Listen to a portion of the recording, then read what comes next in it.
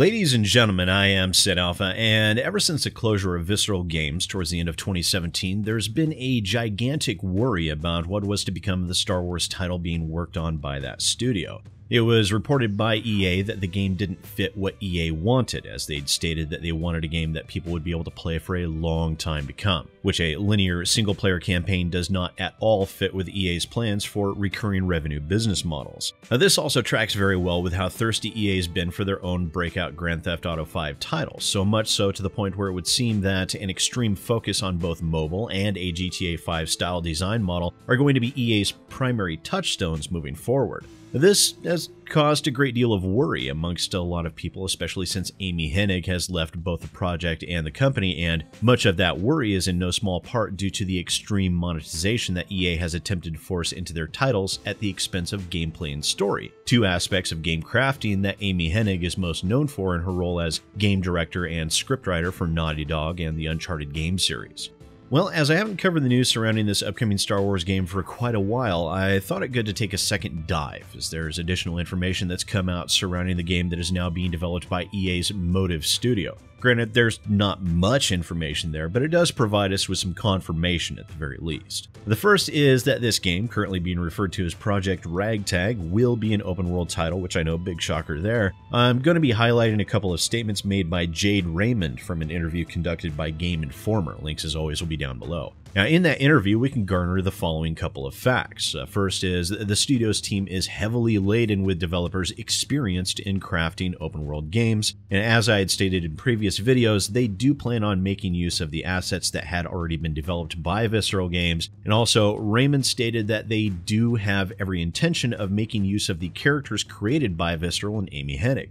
And when you boil it all down, there wasn't a whole lot of actual information to be gleaned from Jade Raymond, but what information is there was basically confirmation of what many of us had already expected. The Star Wars game will be open world, which we can confirm via this interview and other statements made by EA's Patrick Soderlund, and also the developers will make use of every asset they have at their fingertips. After all, there's no point reinventing the wheel or redo assets where perfectly good ones are just lying around, and that includes narrative elements of characters. This, in and of itself, has caused a bit of confusion on traditional media sites as they've painted a picture of the game still preserving the story elements of the original game concept that was being designed by Visceral and Amy Hennig, but dumping it into an open-world setting instead of maintaining the original linear game design, which caused Visceral to get shut down by EA, and in my estimation, that seems to be a bit too optimistic and isn't really based in the realm of fact.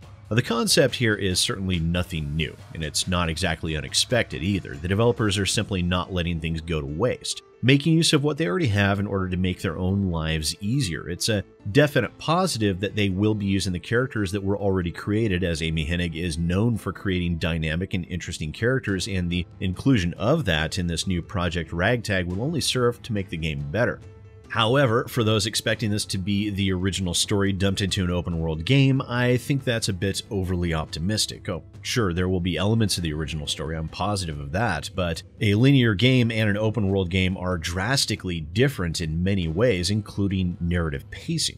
In linear games, the story can be much more flowing, and the pacing can be kept very tight, sweeping the player along through a story arc and allowing them to make decisions along the way that hopefully will impact the story in a meaningful way. However, in an open-world game, the pacing is very different. In games such as those, such as The Witcher 3, Dragon Age Inquisition, and Skyrim, for example, you'll have very long stretches of the player not engaging with the primary story arc at all, possibly for even days at a time, where they spend their time playing side missions and mini-quests before picking the main story arc back up.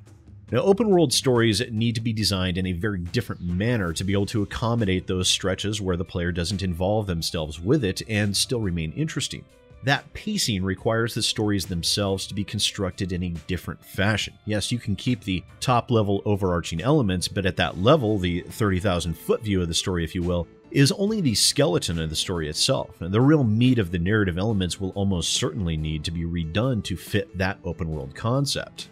Will those characters developed by Amy Hennig and Visceral help push the overall story towards any resemblance to the original concepts? Possibly, but the fact is we will have no way of knowing, and we will most likely never know how much of the story or characters were the original concepts and how many were newly created for the open-world game that Project Ragtag has become. And even through all of this, I find myself amongst the many that are still hoping for a good Star Wars game.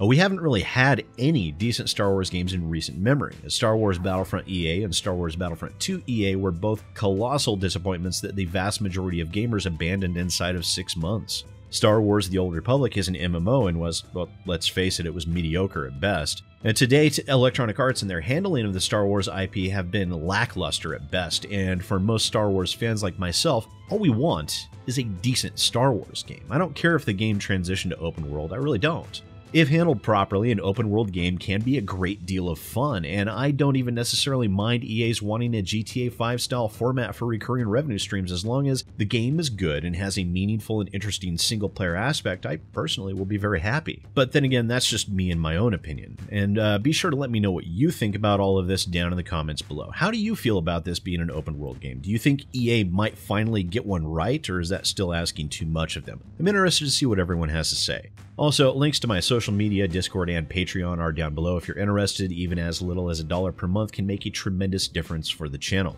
Thanks for watching. Once again, ladies and gentlemen, I am SidAlpha, and I'll see you next time.